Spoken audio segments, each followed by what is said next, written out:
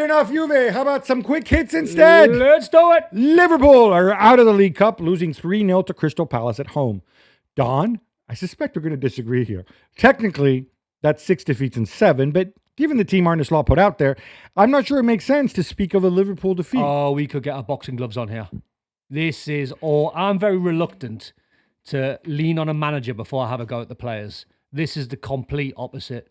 You think he should have played a strong 11 and strong players on the bench? He picked a side last night in a young 11, even younger bench that had zero chance of beating Crystal Palace, who are a good side.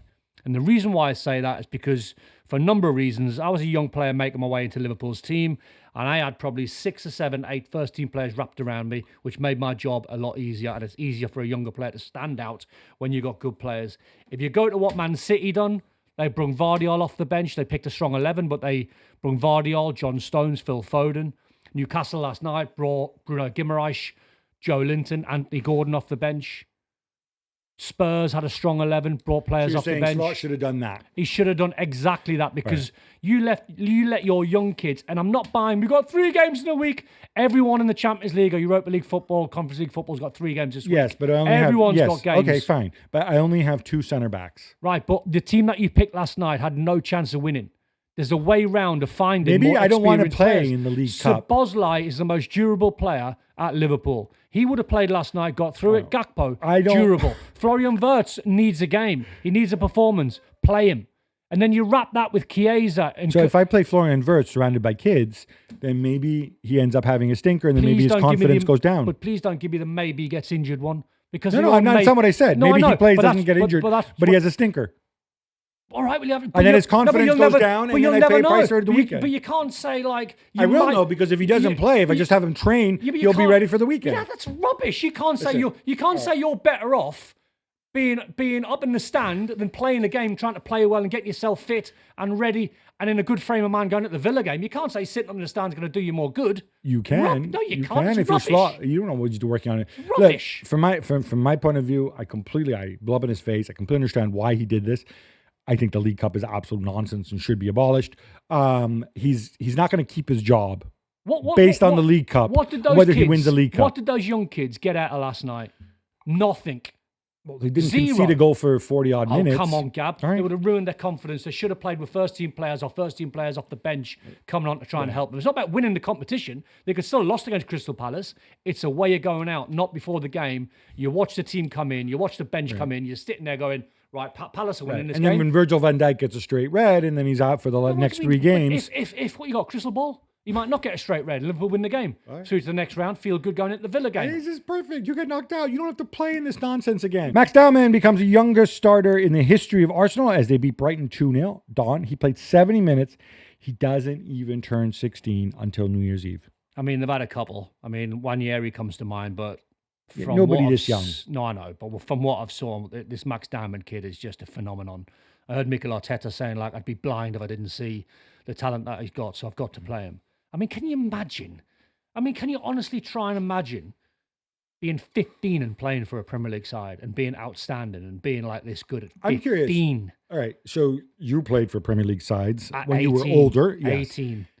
You're starting to become a man. You're growing into your body. 15, but man. What I'm saying, but my question to you is, do you feel that at 15, obviously you weren't ready. Were you not ready technically or mentally? Do you think at 15? Probably both. I mean, I listened to Declan Rice talking this morning about when he got released at Chelsea at a similar sort of age, and he said he was tiny, he wasn't physical. He said his running gait was strange because he couldn't grow into his body. How he's doing at Max Dowman at this age is just... He's a man-child. A man-child. A bit like Wayne Rooney, but just this kid's so gifted. Wild stuff in Wolverhampton, Gab. Crazy game, this one. Chelsea go 3-0 up at half-time, then get pegged back to 3-2. It finishes 4-3. Delap gets sent off. Another red for Maresca's men. He called it embarrassing. Another red for Delap. I think he got sent off the Club World Cup, if I remember as well. No, he did, yeah. Maresca's right. It's embarrassing. It's embarrassing that you're playing Wolves, who are the bottom team. They've got other things to worry about. They've got, Vitor Pereira getting into it with fans. Yeah. And you're 3-0 up. I don't care who's on the pitch. Because Chelsea's lineup, okay, Enzo was on the bench. Enzo actually, I think, gave the ball away for the goal that made it 3-1 at the start of the second half. But And we saw some tremendous goals. Jamie Gittins, who I don't like. What a goal. What a goal. And also, he was really good during the game. But I want to focus on the lap. You cannot have this. When first game back, João Pedro's had a really difficult time. Yeah. Cole Palmer's injured. Yeah. You know how badly they need you because nobody wants to see Mark Guiu up front. I like Tyreek George, but I'm not sure that's his best position. Yeah. And you go and you do this? He's right to say embarrassing. Yeah. I mean, it was just ludicrous, really. Why would you come on in your first game, push someone in the throat, chest, get a yellow, then an elbow to the face, second yellow, gone, suspension coming? It's like he thinks there's no VAR. It's crazy. I don't know. But let's celebrate your boys, Don. Yes! Newcastle down Tottenham Hotspur 2-0 to advance to the quarterfinals. Eddie Howe wants that trophy. There you go. See, do you know how you get the trophy, Gab? You pick a strong side when you're at home. It's phenomenal how Newcastle's still insatiable despite all the silverware that you've won over the years. It's the way to do it. We're trying to retain the trophy. Put Bruno on the bench and bring him on. Put Anthony Gordon on the bench and bring him on. Big Joe on the bench, grabbing people by the throat and by the necks, tough and roughing people up. Another win. Baltimore gets another goal. Yeah, with a bit of help from Kinski, but Don't matter. It's down on the records. He's Alexander Isak who? Baltimore in. All hail Voldemort. Yeah. Erling Haaland gets the night off, and Manchester City have to come from behind to dispatch Swansea 3-1. Don, what did Pep learn? He just learned that Erling Haaland's gone down the shop. He's got his tomahawk steak. He's got his raw milk, and he's just doing things his way by having a night off. What did he learn? Not much. Well, did he learn that Kusanov maybe is not the sharpest tool in the box? Yeah, that's a good point. He needs a bit of coaching the kid, but what he learned is probably not a lot. He's looking at the experienced players that started the game and some fringe players that need to get up to speed. Marmoush scored a fantastic goal. Yeah. So I think what you learn from that if you're Pep is you're just saying, right, we've got a lot of minutes into some legs that they badly needed. And Shirky was good too. I think they need both of them. Goal. I never thought I'd say this, but Martin O'Neill is back at Celtic as they beat Falkirk 4-0. And Don, there's a ton of bad blood between Brendan Rodgers, who was let go, and Dermot Desmond, the club's majority shareholder. As we sit here now, Gab, can you tell me what year it is? Because I feel as though we're in a time warp and we've gone back to the 1990s. We're going long ball, we're going long throw-ins, we're going fights and scraps in El Clasico, and Martin O'Neill's back at Celtic. What year is it? So O'Neill said, I'm only here interim. I could be here 2 weeks. I could be here, whatever. Fair enough. Yeah. But I was just shocked by this Dermot Desmond, Brendan Rodgers. Well, he's obviously got a lot on Brendan Rodgers to come out and make that statement. It was pretty two-footed. Brendan Rodgers there are a lot of people who don't like him, and not just in the red half of Liverpool, but I don't think there's any arguing with the fact that he's a good coach. He called his players Honda Civics, Brendan Rodgers. That's not going to go down well in the dressing room when you get called a Honda Civic. I can tell you that. The Times report that Bruno Fernandes has a £57 million release clause. By the way, when these release clauses, when they're all kind of like, not nice round numbers, it's probably in a different currency and somebody translates it. So correct. I'm a guess it's like 60 million euros. Yeah. Anyway, now this clause is only valid for a period in the summer and only valid for non-English clubs. Don, he's 31. He's already turned down the Saudi Pro League once last summer. Where he told us. Mm-hmm. What do you make of this? Is this release clause even a thing? Is there anybody in Europe who would pay that kind of money for him? I'm afraid not. I don't see where his landing spot is. Don't see him at PSG. They've got the best midfield probably in world football. Don't think Real Madrid. 100% not Barca. Real Madrid have enough number 10s, I think. Yeah, exactly. But 100% not Barca. He's not their model. So the release clause is fine. It seems low. But I don't know where he's landing. Yeah, 57 million for a guy that's... He's 31 years old and he makes an enormous... 31, enormous 41. Salary. I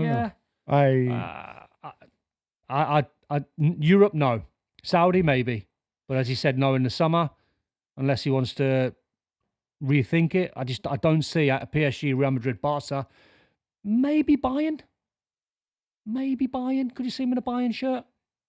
Yeah, because they only have Musiala, so at number 10. So yeah, but he's proved this season he can play a little bit deeper. I don't know. I don't think he's proved. Bayern's probably the I only think one. he's proved other than he's playing further away from goal and getting fewer goals and fewer assists. I hear you. The way TV deals are structured means, this is in the Premier League, there will be just one Premier League game on Boxing Day this year. This would have been unthinkable not long ago, and I can just see you're so... It's so sad.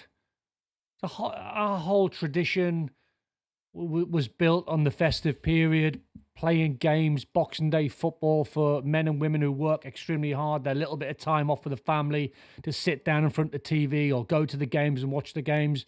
Derby games, it felt like to me, were lost a long time ago. I can remember when I was growing up, it felt that way anyway to me, that Boxing Day fixtures was Derby Day fixtures. Because you didn't want teams to travel.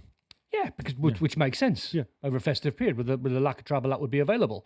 So to me, to only have one game feels pretty sad, no? So I think the argument, like, it is sad, and I think they need to take fan sentiment into account just because it's a good business decision. If enough people think like you. Which I would imagine they do, because we're all emotional. So basically, I think this has to do with the fact that the Boxing Day, which, again, for those who don't know the terminology, is the day after Christmas, December 26th. It's on a Friday. And so if you were to play a full slate of games on that Friday, unless you want teams to play 2 games in 3 days, which I know used to happen. We used to do that, career. believe it or not. 2 games in 2 days, not 3 days. Okay, I find that demented. But if you were to do that, then you would then have to play the next batch of games on Monday, right? Yeah. Monday and Tuesday. And then you start coming up against the fact that you always have games on New Year's Eve or New Year's Day, and it just screws up the whole weekend thing. And when they sold the Premier League television packages, they guaranteed a certain amount, I think it's 33 weekends of football. Now, what bugs me is, bro, the calendars, we've got calendars figuring out through the year 2500. Yeah. You knew when you sold this package that Friday was going to be Boxing Day. Yeah. You knew you would run into this problem. So what this says to me, it's not like this is a surprise. You chose to sell the packages in this way. Television chose to sell the packages or bought the packages in this way. So I think there has to be some accountability. Somebody's got to come out and say this. Yes, this is what's going to happen. Now, the games haven't been confirmed yet. Maybe there's still some hope that they can move it around, but enough outlets have reported, like, this is what's happening. According to the Times, Sheffield Wednesday will auction off 2 golden elephant statues in a bid to raise money for Sheffield Wednesday. Now, their disgraced former owner, Def John Chansiri, had bought them for good luck back in happier times. Administrators are coming over. They said these really serve no purpose. You've got room in your house. I'll tell you what I'll do. I'll buy one if you buy one. Honestly, depending how much they cost. No, because I ain't buying one. That was a joke. Well, look, I'm assuming they're not solid gold, right? Yeah, I don't know. I might. What are you gonna do? Have a think. What's your top? If you buy one, I'll buy one. What's your top bid?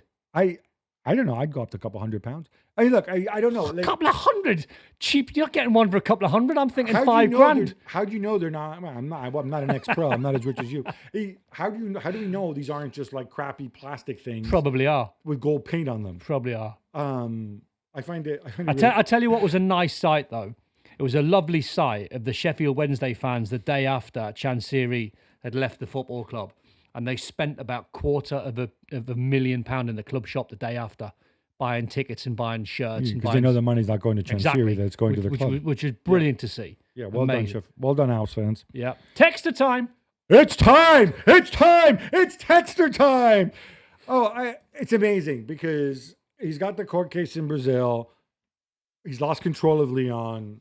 He has the issue with those people who filed the case against him because they said that because they had invested in Eagle football, and they claimed that if he wasn't going to go and float Eagle football, they had to give the money back with interest, which he's not going to give back.